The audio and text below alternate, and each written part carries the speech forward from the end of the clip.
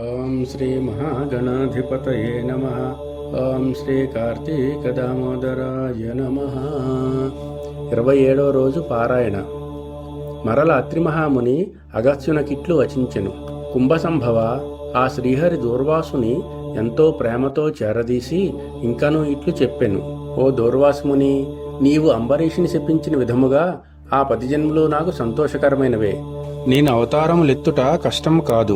నీవు తపస్శాలివి, నీ మాటలకు విలువ ఇవ్వవలెను. కావున అందులకు నేను అంగీకరించితిని. బ్రాహ్మణుల మాట అసత్యమైనచో వారికి గౌరవం ఉండదు. ఇటు భక్తులను కాపాడుట, అటు బ్రాహ్మణుల మాట తప్పకుండుట నా కర్తవ్యము. నీవు అంబరీషునింట భుజింపక వచ్చినందులకు అతడు చింతాక్రాంతుడై బ్రాహ్మణ పరివృతుడై ప్రాయోపవేశ మొనర్పనించినాడు. ఆ కారణము వలన విష్ణుచక్రము నిన్ను బాధింపబూనెను. ప్రజారక్షణమే రాజధర్మము గాని ప్రజాపీడనము కాదు. ఒక బ్రాహ్మణుడు దుష్టుడైనచో వానిని జ్ఞానులకు బ్రాహ్మణులే శిక్షింపవలెను.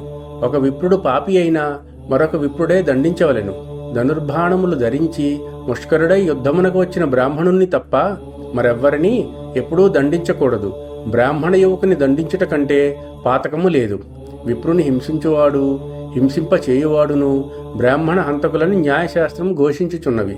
బ్రాహ్మణుని సిగపట్టి లాగినవాడు, కాలితో తన్నినవాడు, విప్రద్రవ్యమును హరించువాడును, బ్రాహ్మణుని గ్రామము నుంచి తరిమినవాడు, విప్రపరిత్యాగ మరణించినవాడును బ్రహ్మహంతకులే అగుదురు. కావున ఓ దూర్వాసు మహర్షి, అంబరీషుడు నీ గురించి తపస్సాలియు విప్రోత్తమును అగు దూర్వాసుని నా మూలంగా ప్రాణసంకటం పొందుచున్నాడు. అయ్యో, నేను బ్రాహ్మణ హంతకుడు నైతినే అని పరితాపము పొందుచున్నాడు. కాబట్టి నీవు వేగమే అంబరీషుని కడ కేగుము. అందువలన మీ ఉభయులకు శాంతి లభించును అని విష్ణువు దూర్వాసునికి నచ్చచెప్పి అంబరీషుని వద్దకు పంపెను. 27వ రోజు పారాయణ సమాప్తము. ఓం నమః శివాయ.